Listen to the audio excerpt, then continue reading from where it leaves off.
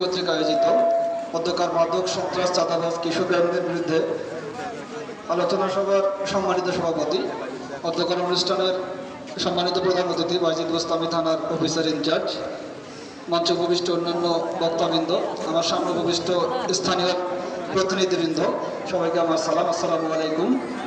আমি মোটামুটি আপনাদের অনেকের বক্তব্য শুনলাম এবং আমি নোট ডাউন করেছি বিষয়গুলো। মাদক শুধুমাত্র এই মহল্লার সমস্যা নয়, গোটা বাংলাদেশে প্রত্যেকটা গ্রামে অঞ্চলে মহল্লায় এখন মাদক বিস্তারিত হয়েছে। আমি গত 1 তারিখে ঈদের ছুটিতে বাড়িতে গিয়েছিলাম। আমার বাড়ির পাশে, আমি 2 ভাই পুলিশে চাকরি করি, একবারে গ্রাম অঞ্চলে আমার বাড়ি। আমার বাড়ির পরিচয় দিয়ে যে 2 এসআই, এখানে আমি তো এসআই হিসেবে যোগদান করেছিলাম, যে ডাবল এসআই এর বাড়ি কোথায়, এই পরিচয় দিয়ে মাদক ব্যবসায়ী মাদক ব্যবসা করে। তাহলে চিন্তা করছেন কি অবস্থা? দেখ, আমরা ওখানকার লোকজন এরকম সোচ্চার হয়েছি, আমরা মোটামুটি ওই এলাকা থেকে মাদক নির্মূল করতে পেরেছি। আপনারা যেহেতু এত বড় একটা আয়োজন করতে পেরেছেন, আমি